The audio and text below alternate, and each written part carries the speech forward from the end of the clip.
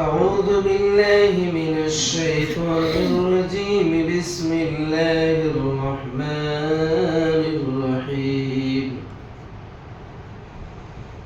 قال أفرأيتم ما كنتم تعبدون أنتم وآباؤكم الأقدمون فإنهم عدو لي إلا رب العالمين الذي خلقني فهو يهدين والذي هو يطعمني ويسقين وإذا مرضت فهو يشفين صدق الله العظيم.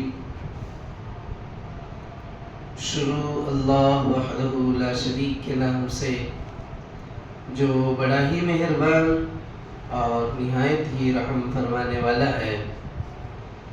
اللہ جل و اعلیٰ اپنے کلام معزز سورۃ الشعراء آیت نمبر 75 سے 80 جو ابھی آپ نے سنا، جیسے آپ گزشتہ سیدنا ابراہیم علی نبینا علیہ السلام کی مبارک زندگی اور آپ کا طرز عمل، جو آپ کی قوم کو آپ نے اللہ کی طرف بلایا اور آپ کی قوم جو بت پرست تھی، تو بت پرستی کی عقلی دلیل جو ان کے غلط ہونے کی تھی کہ اپنے ہی ہاتھوں کے بنائے ہوئے ایسے بے جان مخلوق جو خود اپنی حفاظت نہیں کر سکتے، ان کی عبادت اور انہیں خدا ماننے کے تعلق سے ان کے سامنے بات رکھی اور ان سے صاف طور پر آپ نے پوچھا کیا وہ سنتے ہیں جب تم پکارتے ہو؟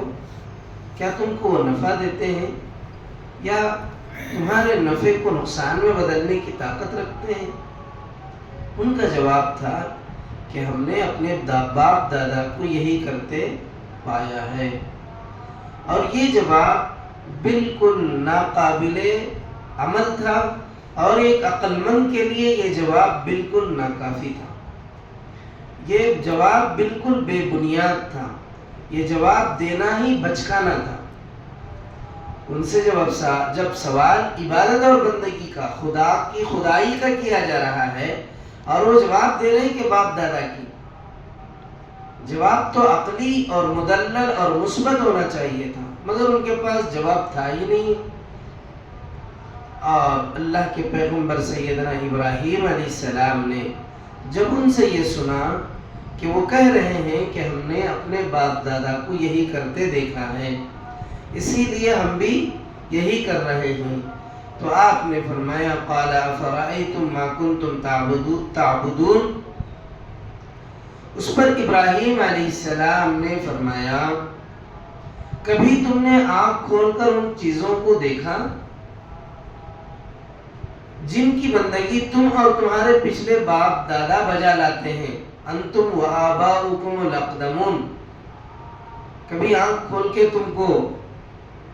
تم نے کبھی غور سے، کبھی عقل کی آنکھ سے کبھی دیکھا جن کو تم نے معبود بنا رکھا ہے؟ یہاں دو بھی معنی ہو سکتے ہیں. کیا انہوں نے کبھی تم کو دیکھا، یا تم نے اپنی عقل، یعنی جن کی تم عبادت کر رہے ہو، جن کی تم پوجا پاٹ کر رہے ہو، ان کے پاس تو اتنی بھی طاقت نہیں ہے کہ وہ تمہیں دیکھ سکیں. جب تم آ کر کے ان کے سامنے سر پٹک رہے ہیں، سر پر سر جھکا رہے ہیں اور اس کے سامنے نذرانے چڑھا رہے ہیں، تو وہ دیکھتا تک نہیں ہے. اور نہ ہی تم نے کبھی عقل کی آنکھ سے دیکھا کیا اپنے ہی ہاتھوں کے بنائے ہوئے چیز کو جو حقیقت میں بے جان ہے، بے حس ہے، اس کو ہم نے کیسے معبود بنا چھوڑا؟ نہ خود اس میں دیکھنے کی سکت ہے اور نہ ہی تم نے کبھی عقل کی آنکھ سے دیکھا. اگر تم واقعی عقل کی آنکھ سے دیکھ لیتے تو تمہارا یہ جواب بالکل درست نہ تھا. اور حضرت ابراہیم نے صرف اتنا ہی نہیں کہا، موجودہ لوگوں سے ہی نہیں کہا، بلکہ انہوں نے آپ نے یہ بھی فرمایا تمہارے پچھلے باپ دادا بھی جن کی تم بندگی کر رہے ہو ان چیزوں کو دیکھا بھی، اور تمہارے پچھلے باپ دادا انہوں نے بھی اس کو حقیقی نظر سے، حقیقی آنکھ سے نہیں دیکھا۔ اگر دیکھتے تو کبھی وہ تمہیں اس حال پہ چھوڑ کے نہیں جاتے۔ جیسے اللہ کے مبارک انبیاء، اللہ کے نیک بندے، جیسے یعقوب علیہ السلام کا واقعہ قرآن میں ہے، سورہ بقرہ میں۔ اپنی موت کے وقت میں آپ نے اپنے بچوں سے پوچھا کہ بچوں میرے بعد تم کس کی عبادت و بندگی کرو گے؟ ما تعبدون من بعدی۔ تو اللہ کے نیک بندے جو ہوتے ہیں تو اپنی اولاد کو بھی صحیح راہ پہ ڈال کے جاتے ہیں۔ تو ان کا جواب تھا الہک و الہ آبائک ابراہیم و اسماعیل و اسحاق۔ ہم آپ کے باپ دادا جو ابراہیم، اسماعیل، اسحاق ہیں، ہم ان کی عبادت کریں گے، ان کے معبود کی۔ الہنا و الہ آبائکم ابراہیم، ہمارا جو معبود اللہ ہے، الہ جو عبادت و بندگی کے لائق ہے، اور ہمارے باپ داداؤں کا بھی جو معبود ہے اس کی ہم عبادت کریں گے۔ تو فَإِنَّهُمْ عَدُوٌّ لِّي إِلَّا رَبَّ الْعَالَمِينَ۔ آپ نے فرمایا تم جن کی عبادت کر رہے ہو نا، در حقیقت میرے تو یہ سب دشمن ہیں، یہ سب دشمن ہیں۔ آپ نے یہ نہیں فرمایا جن کی تم بندگی کر رہے ہو وہ بت تمہارے دشمن ہیں۔ اگر یہ بات کہتے تو ان کا سوال کھڑا ہوتا کہ اگر یہ ہمارے دشمن ہیں تو بتاؤ تو صحیح کیوں دشمن ہیں؟ معاملہ ان کا ہوتا۔ یہاں حضرت ابراہیم نے اپنی نسبت کہا یہ تو میرے بھی دشمن ہیں۔ اب ان کو سوچنے کے لیے ایک تھیری، ایک پیغام، ایک میسیج ملا کہ ارے جس طرح ابراہیم نے اپنے دشمنوں کے تعلق سے سوچ رہا ہے ہمیں بھی تو سوچنا چاہیے۔ اب رہی بات ان کے دشمن ہونے کی، حضرت ابراہیم یہ بات کیوں کہہ رہے ہیں کہ وہ جو معبودان باطلہ ہیں، اپنے ہاتھوں کے بنائے ہوئے پتلے، وہ دشمن کیسے ہوئے؟ دشمنی کا اگر ہمیں اصل معلومات لینا ہے تو قرآن مجید کے دیگر مقامات پر اگر ہم نظر ڈالیں تو ہمیں معلوم ہوتا ہے، جیسے سورہ طٰہٰ میں وَاتَّخَذُوا مِن دُونِ اللَّهِ آلِهَةً لِيَكُونُوا لَهُمْ عِزًّا كَلَّا سَيَكْفُرُونَ بِعِبَادَتِهِمْ وَيَكُونُونَ عَلَيْهِمْ ضِدًّا۔ جیسے اللہ نے فرمایا ہے کہ انہوں نے اللہ کے سوا دوسرے معبود بنا لیے ہیں۔ اللہ سورہ طٰہٰ آیت نمبر 81 اور 82 میں فرماتے ہیں کہ ان لوگوں نے مجھے چھوڑ کر، اللہ فرماتے ہیں، دوسرے اور چیزوں کو معبود بنا رکھا ہے تاکہ وہ ان کے لیے ذریعہ قوت ہوں۔ ایک انسان ایک چیز کی عبادت و بندگی کیوں کرتا ہے کہ یہ میری مدد کرے گا، یہ میرا سپورٹر رہے گا، یہ میری مصیبتوں میں، میری تکلیف میں، میرے دکھ میں، میرے آزمائشوں کے وقت میں، میرے دکھ کے گھڑی میں میرا کام آئے گا، اسی لیے تو، ورنہ کیوں عبادت و بندگی کرے گا انسان؟ ہم اللہ کی عبادت و بندگی کیوں کر رہے ہیں کہ رب ہماری مدد کرے گا، ہمارا ضرورت کے وقت میں ہمارا تعاون کرے گا، ہماری حاجتوں کو بھر لائے گا، ہم بیمار ہو جائیں تو شفا دے گا، جیسے خود حضرت ابراہیم آگے بتائے ہیں ہمارا رب کیسا ہے، ابراہیم کا رب کیسا ہے اور تمہارا معبودان باطل کیسے ہیں۔ تو ایک آدمی جب اپنے ہی ہاتھوں کے بنے ہوئے چیزوں کو معبود بناتا ہے تو اس کی وجہ یہ ہوتی ہے کہ یہ میرا قوت بنے گا، یہ میری طاقت بنے گا، مجھے تعاون کرے گا، مجھے مدد کرے گا۔ تو ظاہری بات ہے کہ قرآن مجید کی دوسری جگہ میں اللہ نے فرمایا ہے کہ عنقریب وہ وقت آئے گا جب کہ وہ ان کی عبادت کا انکار کر دیں گے۔ قیامت کے دن جن کی ان لوگوں نے عبادت کی ہے وہ خود انکار کر دیں گے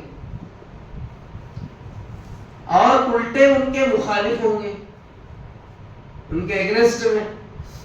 ہم نہ تو معلوم ہی نہیں اللہ کہ انہوں نے ہماری عبادت کی، کون بولے تھے تم نہ، ہم نے کبھی ایسا پیغام دیا تک نہیں تھا کہ ہماری عبادت و بندگی کی جائے۔ الٹے وہ مخالف ہو جائیں گے، قیامت کے روز ان کے خلاف گواہی دیں گے، ان کے خلاف میں جنہوں نے ان کی پوجا پاٹ کی، ان کو خدا مانا، ان کے سامنے ماتھا ٹپکا، نذرانے چڑھائے، خرچے کیے، وہ ان کے دشمن بن کے کھڑے ہوں گے اللہ کے یہاں، اللہ کے دربار میں ان کے اگینسٹ میں گواہی پیش کریں گے، گواہی دیں گے. تو دوست ہوئی کہ دشمن ہوئی؟ ارے کتنا بھروسہ کرا تھا رے تجھے، ارے ذری غلطی کو چھپا لیتا تو کیا ہوتا، چھپ کے رہا تو ہو گیا تھا نا رے. بولتے نہیں ہم اپنے دوستوں سے، اگر تجھے خلاف میں بولنا تھا تو کم از کم خاموش ہو جاتا. یہاں تو معاملہ خاموشی کا بھی نہیں ہے، خلاف میں گواہی دیں گے. خود ان کے معبودان باطنہ جن کی یہ پوجا پاٹ کرتے تھے، جن کے سامنے یہ ماتھے ٹیکتے تھے، ماتھے ٹیک کر کے اپنی پیشانیاں رگڑتے تھے، جن کو نذر و نیاز چڑھاتے تھے، جن کے یہاں جا کر کے یہ لوگ جو ہے پیسے خرچ کرتے تھے، دور دراز علاقوں سے سفر کر کے جاتے تھے، یہ ساری چیزیں، یہ سارے بے حس مخلوق اللہ کے دربار میں قیامت کے دن ان کے خلاف میں گواہی دیں گے. تو پھر آپ بتائیے کہ دشمن ہوئے کہ دوست ہوئے؟ یہی اللہ کے پیغمبر سیدنا ابراہیم نے فرمایا فَإِنَّهُمْ عَدُوٌّ لِّي، یہ میرے بھی دشمن ہیں، اِلَّا رَبَّ الْعَالَمِينَ، بجز میرا ایک رب العالمین کے، میرا جو دونوں جہاں کا جو پروردگار ہے، اس کے علاوہ یہ سب جس کو تم خدا سمجھ رہے ہو یہ سب میرے دشمن ہیں. الذی خلقنی فہو یہدین، اللہ کے نبی فرماتے ہیں حضرت ابراہیم، جس نے مجھے پیدا کیا. الا رب العالمین الذی خلقنی فہو یہدین، کون ہے وہ اللہ جس کو رب العالمین کہا جا رہا ہے، جہانوں کا پروردگار کہا جا رہا ہے، جہانوں کا رب کہا جا رہا ہے؟ کون ہے یہ؟ وہ ہے جس نے مجھے پیدا کیا. میرے اور آپ سے بھی یہی سوال ہے کہ ہمارا رب العالمین کون ہے جس نے مجھے پیدا کیا؟ آپ اپنے آپ سے یہی کہہ سکتے ہیں کہ ہمارا رب کون ہے؟ ہمارا رب وہی ہے جس نے ہمیں پیدا کیا. الذی خلقنی فہو یہدین، جس نے ہم کو پیدا کیا ہے. وہ نہ پیدا کرتا تو دنیا کی کون سی طاقت تھی جو ہمیں پیدا کر سکتی؟ دنیا میں کوئی ایسا ہے؟ آج ٹیکنالوجی کے ترقی کے باوجود، دنیا اپنے میڈیکل سائنس میں ڈیولپ ہونے کے باوجود، اللہ کی محتاجگی کے بغیر کیا کوئی کسی بھی جاندار مخلوق کو پیدا کر سکتا ہے؟ نہیں، یہ ہرگز ممکن نہیں. چاہے دنیا کتنی بھی میڈیکل میں ڈیولپ ہو جائے، میڈیکل سائنس میں چاہے کتنی بھی عروج پر پہنچ جائے، واللہ اللہ کے بغیر کوئی کسی مخلوق کو، کسی جاندار مخلوق کو بنا اور پیدا نہیں کر سکتا. اللہ کی ضرورت، اللہ کی طاقت کے، اللہ کی تخلیق کے بغیر کوئی انسان نہیں بنا سکتا کسی چیز کو، اللہ ہی بنا سکتا ہے. اگرچہ کہ بہت ساری چیزیں جو آپ کی ٹیکنالوجی میں آئی ہوں گی، میڈیکل سائنس کی جو آج کل چل رہے ہیں، جو سب معلوم ہے، سب جانتے ہی ہیں کہ یہ ساری چیزیں بھی اللہ کی محتاج ہیں. یہ ساری ٹیکنالوجیاں بھی اللہ کی محتاج ہیں. اللہ کی محتاجگی کے بغیر، اگرچہ کہ ان کو دوسروں کے ذریعے سے کچھ کرنے کے بہت سارے آج کل حرکتیں ہو رہی ہیں، مگر پھر بھی اس میں بھی قدرت کی ضرورت ہے. تو بہرحال اللہ کے پیغمبر نے، حضرت سیدنا ابراہیم نے فرمایا، میں جس رب کی، جس پروردگار کی، جس رب العالمین کی عبادت و بندگی کرتا ہوں وہ ایسا ہے، الذی خلقنی فہو یہدین، اس نے مجھے پیدا کیا ہے، اس لیے مجھے حق ہے اس کی بندگی کا. جس نے ہم کو پیدا کیا ہے تو پیدا کردہ خالق کا حق بنتا ہے کہ مخلوق اس کی عبادت کرے.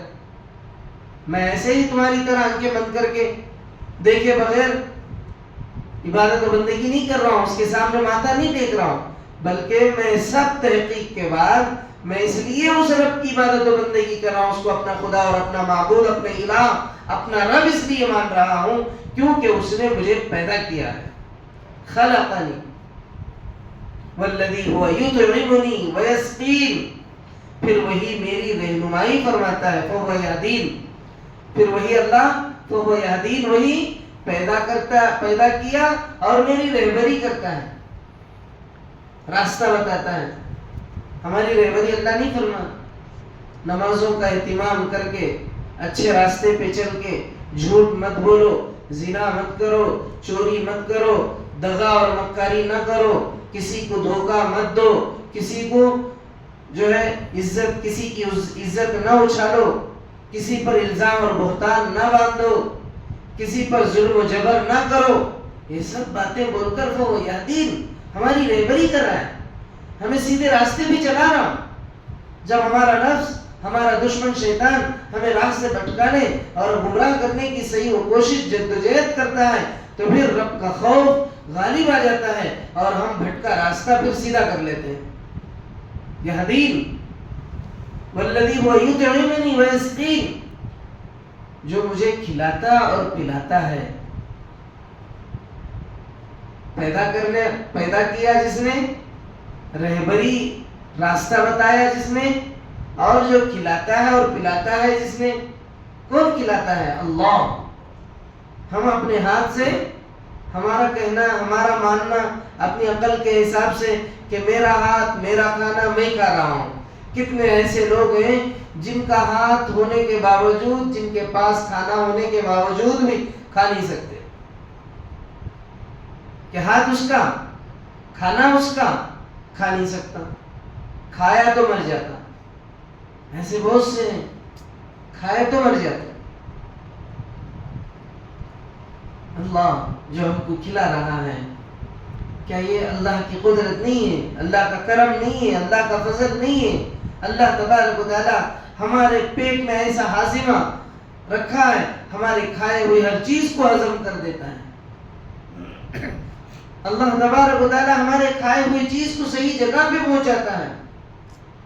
ذرا ہماری کھائی ہوئی اور پی ہوئی چیز ذرا آگے پیچھے ہو جائے تو ٹھسکا بھی اگر خطرناک رہا تو جان ختم. ایک ہی ٹھسکے میں ختم ہو گیا. بھائی کیا ہوا؟ 21 ٹھسکا بھائی مر گیا. ٹھسکوں پہ مرنے والے کتنے نہیں ہیں. والذی هو یطعمنی ویسقی، میرا اللہ مجھے کھلاتا ہے، پلاتا ہے.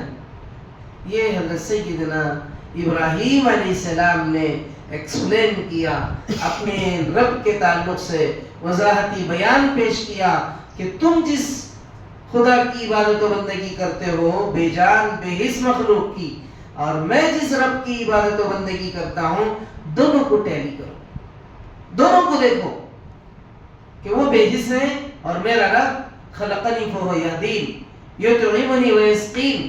میرا رب مجھے پیدا کیا، مجھے کھلاتا ہے، پلاتا ہے. اور آگے آپ فرماتے ہیں وَإِذَا مَرِضْتُ فَهُوَ يَشْفِينِ وَالَّذِي يُمِيتُنِي ثُمَّ يُحْيِينِ وَالَّذِي أَطْمَعُ أَن يَغْفِرَ لِي خَطِيئَتِي يَوْمَ الدِّينِ. یہ آپ کا اگلا بیان ہے، آپ کل سنیں گے انشاءاللہ. اللہ تبارک و تعالیٰ سے دعا ہے پروردگار اپنے کرم سے، اپنے فضل سے مولا ہمیں نیک توفیق اور نیک ہدایت عطا فرما، اسلام کا بول بالا فرما. مولا مسلمانوں کی جان و مال کی عزت و آبرو کی حفاظت فرما. پروردگار ہم گنہگار، سیاہکار، قطع کار، یہ قراری مجرم بندے ناکارہ ہیں، مولا ہمیں معاف فرما.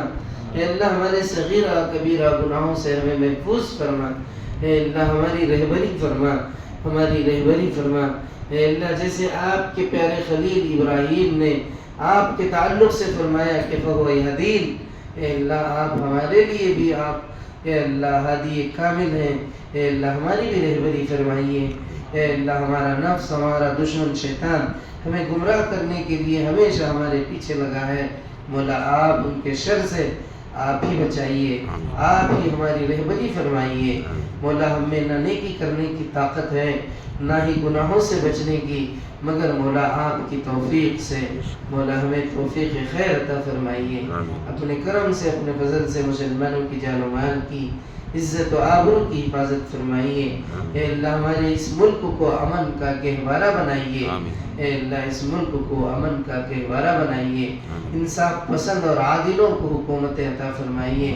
ہندو مسلم سکھ عیسائی سب بھائی بھائی بن کر اس ملک میں رہنے کی توفیق عطا فرمائیے. نفرتوں، عداوتوں، دشمنیوں اے اللہ ایسی ساری چیزوں سے اس ملک کے باشندوں کو محفوظ فرمائیے. آمین. اپنے کرم سے اپنے فضل سے دعاؤں کو قبول فرمائیے. آمین. وآخر دعوانا ان الحمد للہ رب العالمین.